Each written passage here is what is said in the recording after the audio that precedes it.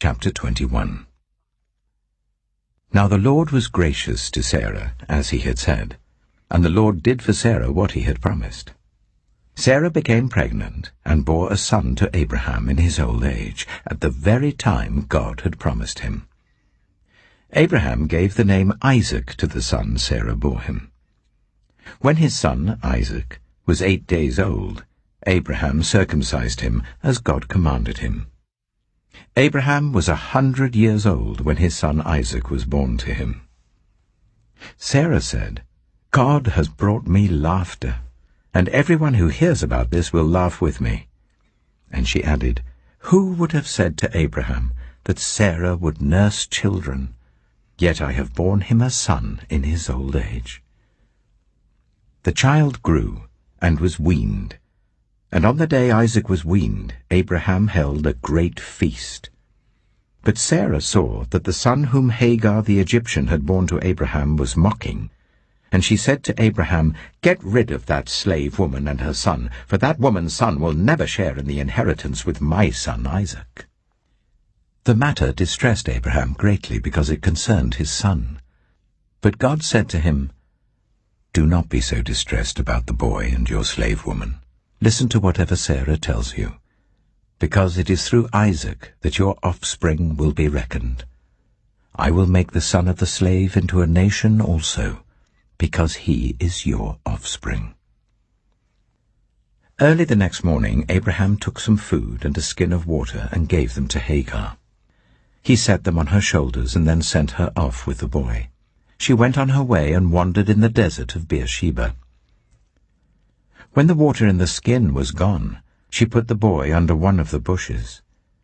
Then she went off and sat down about a bow shot away, for she thought, "I cannot watch the boy die." And as she sat there, she began to sob. God heard the boy crying.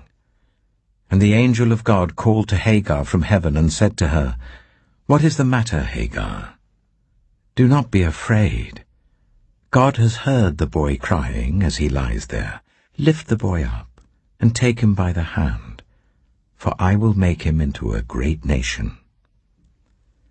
Then God opened her eyes, and she saw a well of water.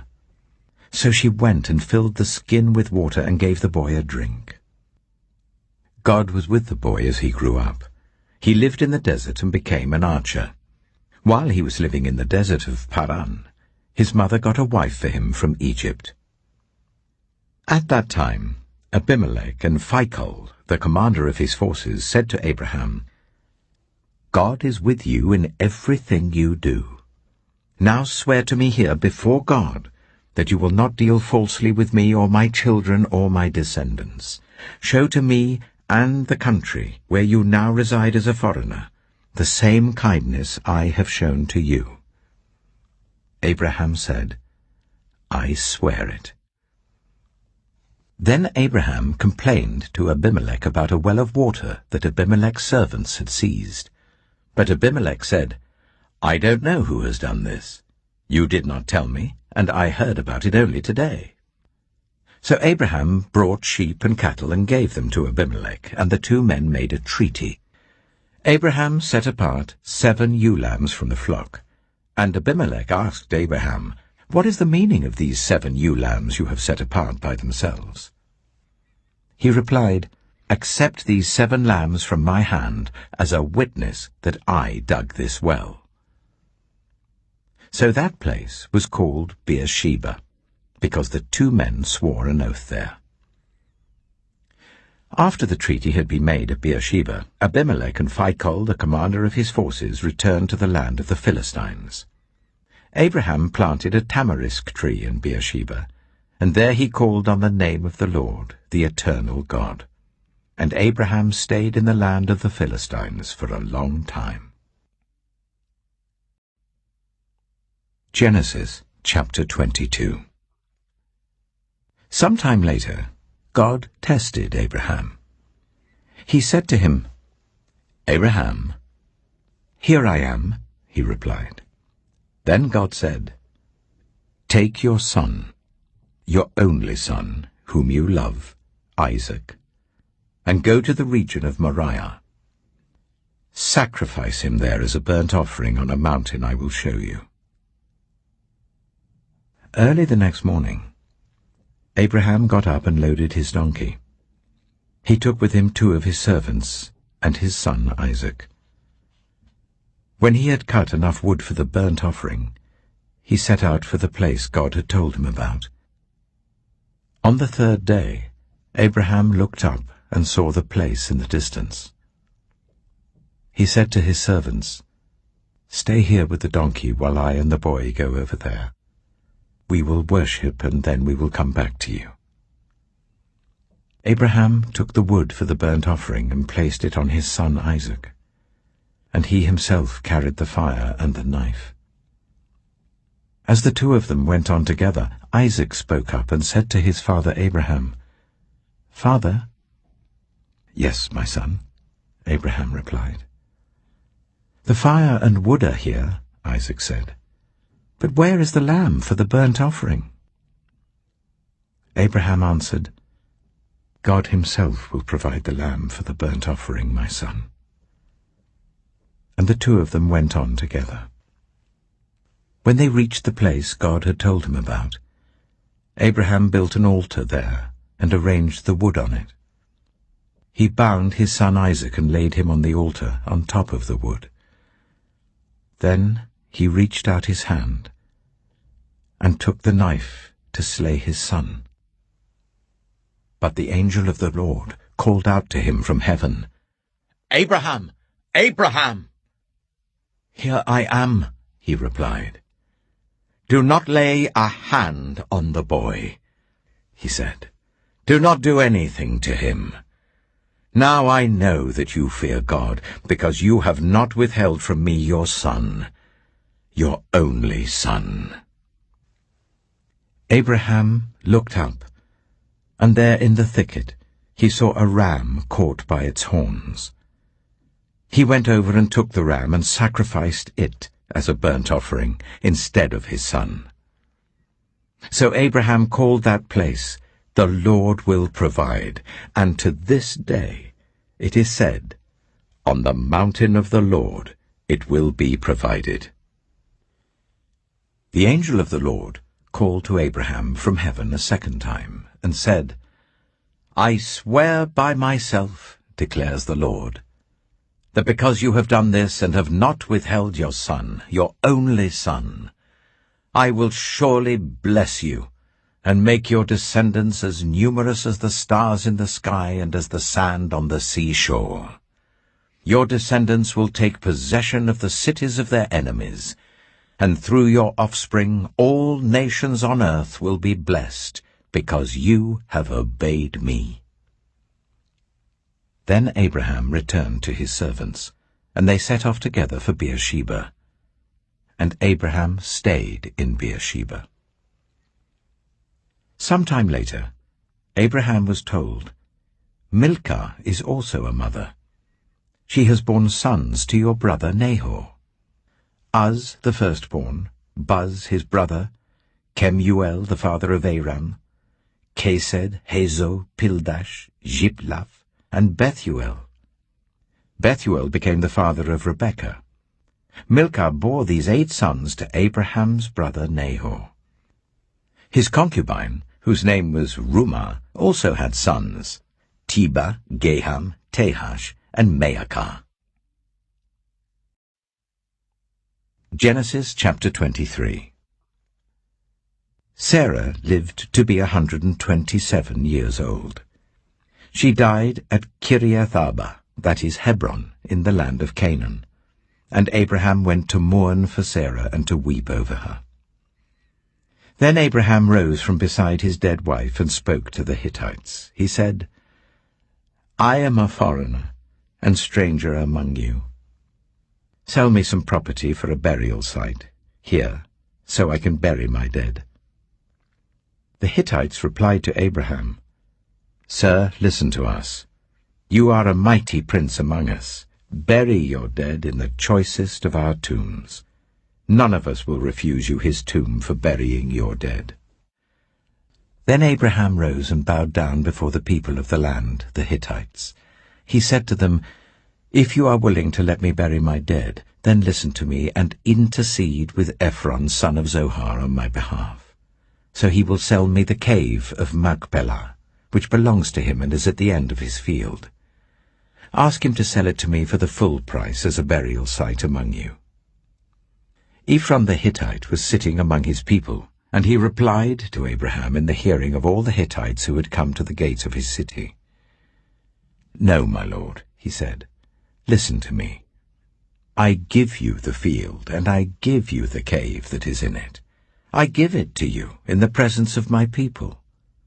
Bury your dead." Again Abraham bowed down before the people of the land, and he said to Ephron in their hearing, "Listen to me. If you will, I will pay the price of the field. Accept it from me, so I can bury my dead there."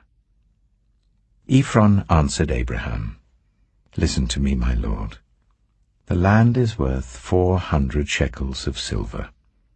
But what is that between you and me? Bury your dead." Abraham agreed to Ephron's terms, and weighed out for him the price he had named in the hearing of the Hittites, 400 shekels of silver, according to the weight current among the merchants. So Ephron's field in Machpelah, near Mamre, both the field and the cave in it, and all the trees within the borders of the field, was legally made over to Abraham as his property, in the presence of all the Hittites who had come to the gate of the city. Afterwards Abraham buried his wife Sarah in the cave in the field of Machpelah, near Mamre, which is at Hebron, in the land of Canaan. So the field and the cave in it were legally made over to Abraham by the Hittites as a burial site. Genesis chapter 24. Abraham was now very old, and the Lord had blessed him in every way.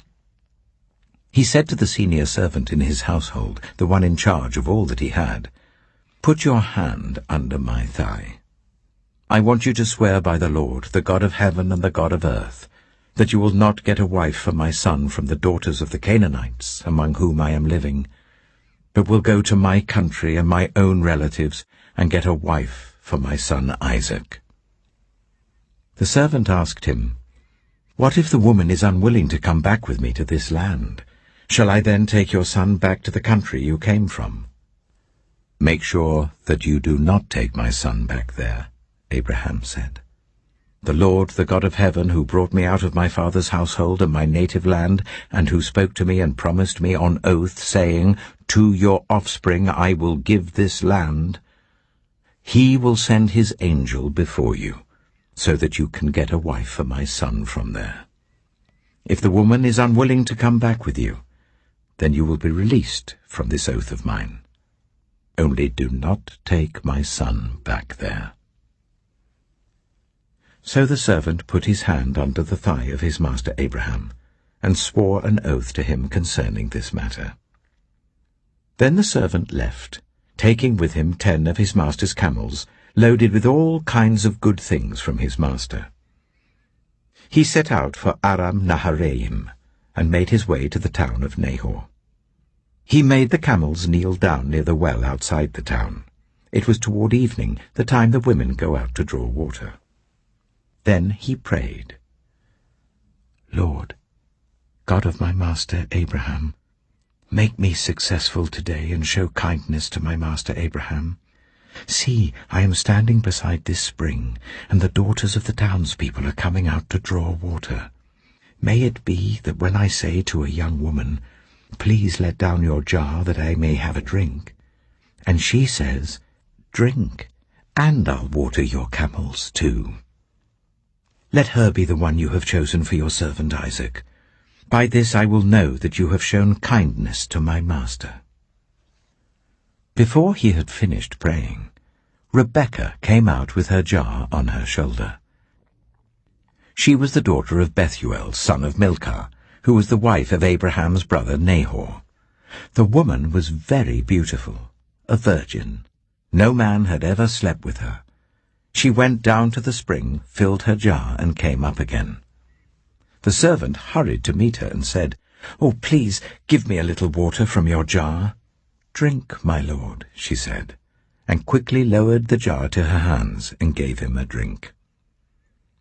After she had given him a drink, she said, "I'll draw water for your camels too, until they've had enough to drink." So she quickly emptied her jar into the trough, ran back to the well to draw more water, and drew enough for all his camels. Without saying a word, the man watched her closely to learn whether or not the Lord had made his journey successful. When the camels had finished drinking, the man took out a gold nose ring weighing a beaker and 2 gold bracelets weighing 10 shekels. Then he asked, "Whose daughter are you? Please tell me, is there room in your father's house for us to spend the night?" She answered him, "I am the daughter of Bethuel, the son that Milcah bore to Nahor." And she added, "We have plenty of straw and fodder, as well as room for you to spend the night." Then the man bowed down and worshipped the Lord, saying, "Praise be to the Lord, the God of my master Abraham, who has not abandoned his kindness and faithfulness to my master.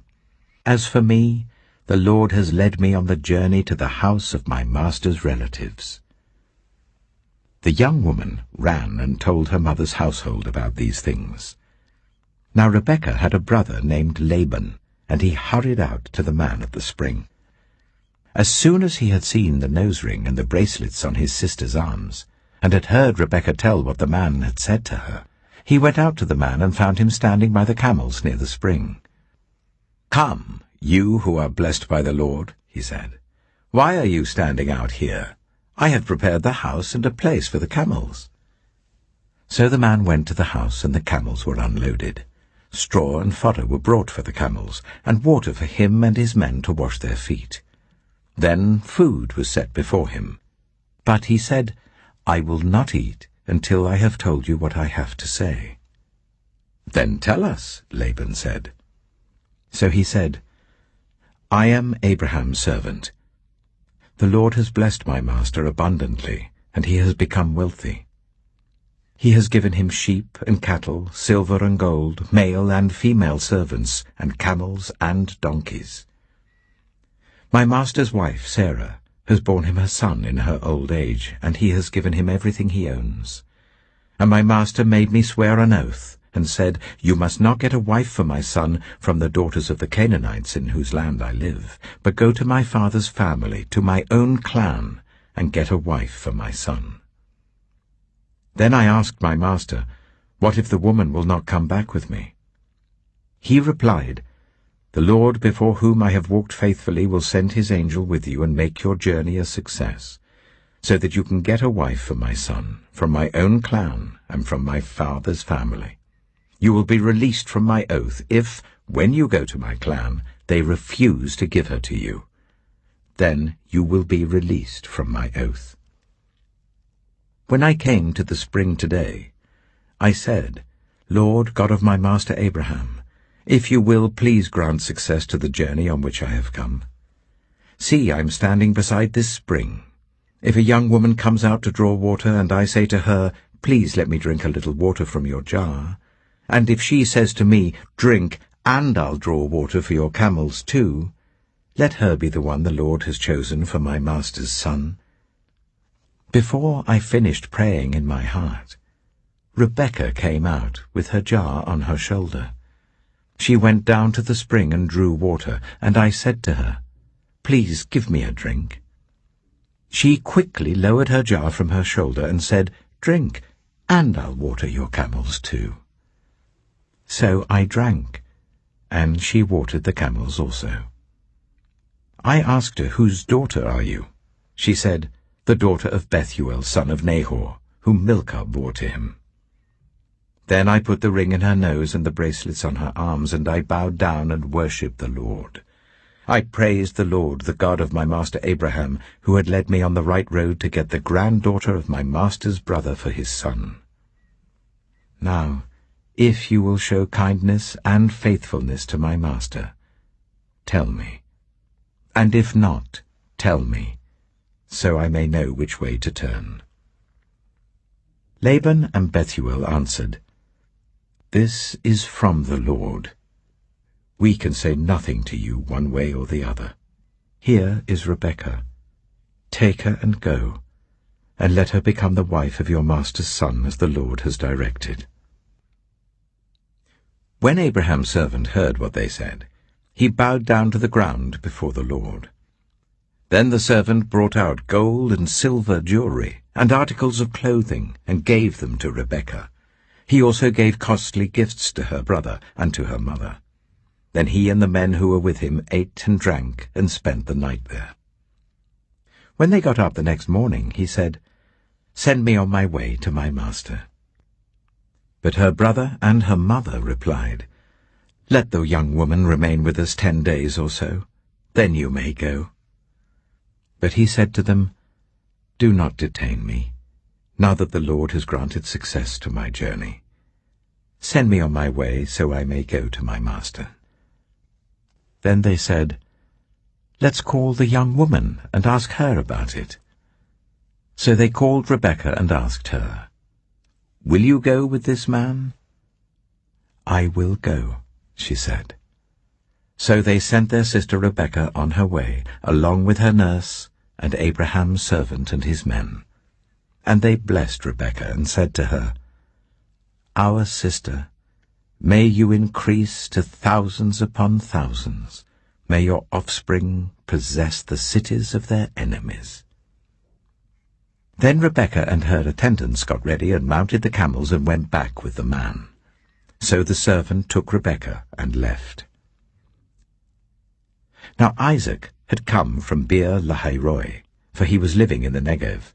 He went out to the field one evening to meditate, and as he looked up, he saw camels approaching. Rebekah also looked up and saw Isaac. She got down from her camel and asked the servant, "Who is that man in the field coming to meet us?" "He is my master," the servant answered. So she took her veil and covered herself. Then the servant told Isaac all he had done. Isaac brought her into the tent of his mother Sarah, and he married Rebekah. So she became his wife, and he loved her. And Isaac was comforted after his mother's death. Genesis chapter 25. Abraham had taken another wife, whose name was Keturah. She bore him Zimran, Jokshan, Medan, Midian, Ishbak, and Shua. Jokshan was the father of Sheba and Dedan. The descendants of Dedan were the Ashurites and Letoshites and the Lumites. The sons of Midian were Ephah, Hanok, Abida, and Eldaah. All these were descendants of Keturah. Abraham left everything he owned to Isaac. But while he was still living, he gave gifts to the sons of his concubines and sent them away from his son Isaac to the land of the east. Abraham lived 175 years. Then Abraham breathed his last and died at a good old age, an old man and full of years, and he was gathered to his people. His sons Isaac and Ishmael buried him in the cave of Machpelah, near Mamre, in the field of Ephron, son of Zohar the Hittite, the field Abraham had bought from the Hittites. There Abraham was buried with his wife Sarah. After Abraham's death, God blessed his son Isaac, who then lived near Beer Lahairoi. This is the account of the family line of Abraham's son Ishmael, whom Sarah's slave Hagar the Egyptian bore to Abraham. These are the names of the sons of Ishmael, listed in the order of their birth: Nebaioth, the firstborn of Ishmael; Kedah, Adbeel, Mibsam, Mishma, Duma, Massa, Hadad, Tema, Jitor, Nephish, and Kedema. These were the sons of Ishmael, and these are the names of the 12 tribal rulers according to their settlements and camps. Ishmael lived 137 years. He breathed his last and died, and he was gathered to his people. His descendants settled in the area from Havilah to Shur, near the eastern border of Egypt as you go towards Ashur. And they lived in hostility toward all the tribes related to them. This is the account of the family line of Abraham's son Isaac. Abraham became the father of Isaac, and Isaac was 40 years old when he married Rebekah, daughter of Bethuel the Aramean from Paddan Aram, and sister of Laban the Aramean. Isaac prayed to the Lord on behalf of his wife because she was childless. The Lord answered his prayer, and his wife Rebekah became pregnant. The babies jostled each other within her, and she said, "Why is this happening to me?" So she went to inquire of the Lord. The Lord said to her, "2 nations are in your womb, and 2 peoples from within you will be separated. 1 people will be stronger than the other, and the older will serve the younger." When the time came for her to give birth, there were twin boys in her womb. The first to come out was red, and his whole body was like a hairy garment, so they named him Esau. After this his brother came out, with his hand grasping Esau's heel, so he was named Jacob. Isaac was 60 years old when Rebekah gave birth to them. The boys grew up, and Esau became a skillful hunter, a man of the open country, while Jacob was content to stay at home among the tents. Isaac, who had a taste for wild game, loved Esau, but Rebekah loved Jacob. Once, when Jacob was cooking some stew, Esau came in from the open country, famished. He said to Jacob, "Quick, let me have some of that red stew. I'm famished." That is why he was also called Edom. Jacob replied, "First sell me your birthright." "Look, I am about to die," Esau said. "What good is the birthright to me?" But Jacob said, "Swear to me first."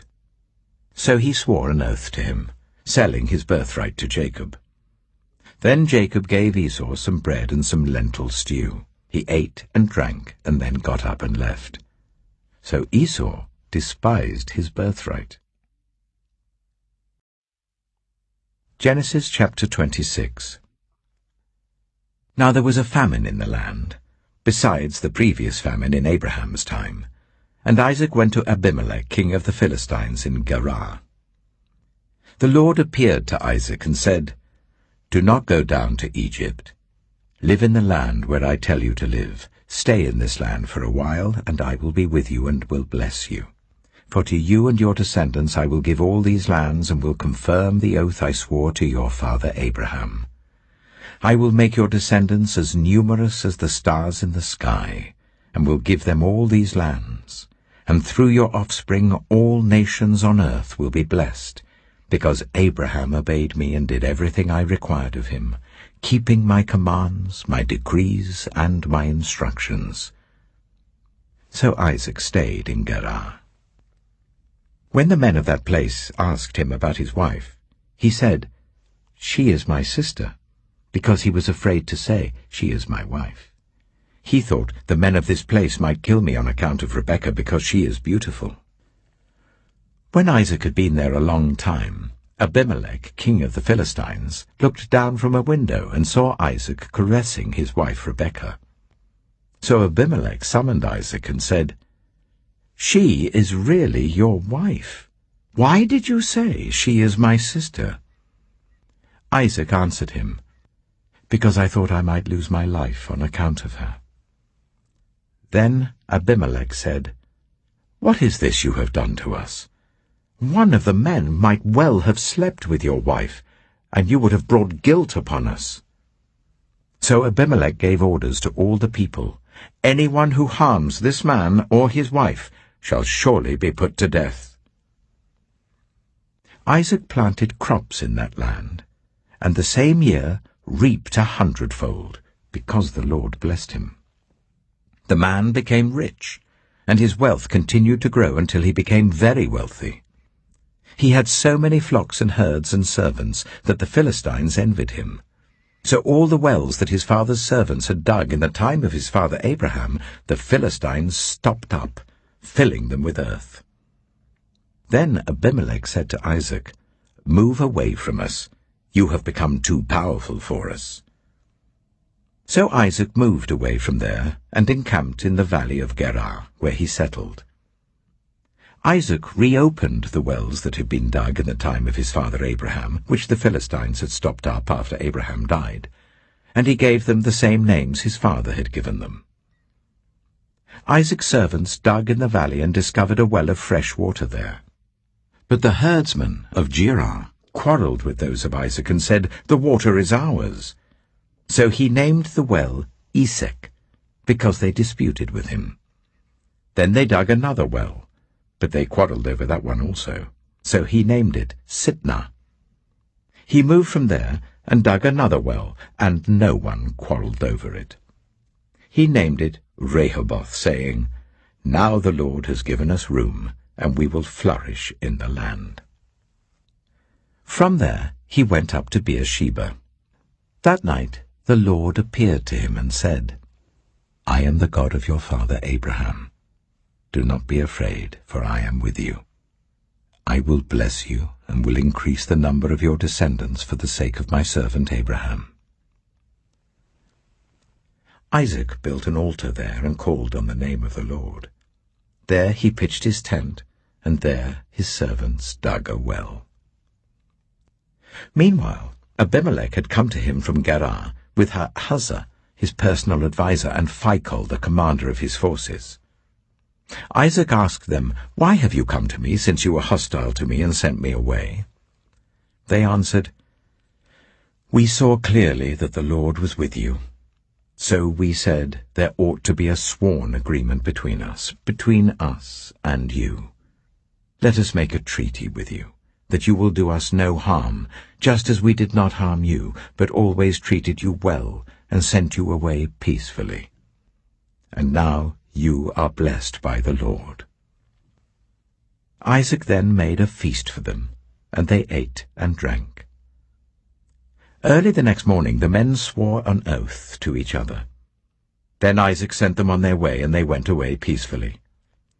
That day Isaac's servants came and told him about the well they had dug. They said, "We've found water." He called it Sheba, and to this day the name of the town has been Beersheba. When Esau was 40 years old, he married Judith, daughter of Beeri the Hittite, and also Basemath, daughter of Elon the Hittite. They were a source of grief to Isaac and Rebekah. Genesis chapter 27.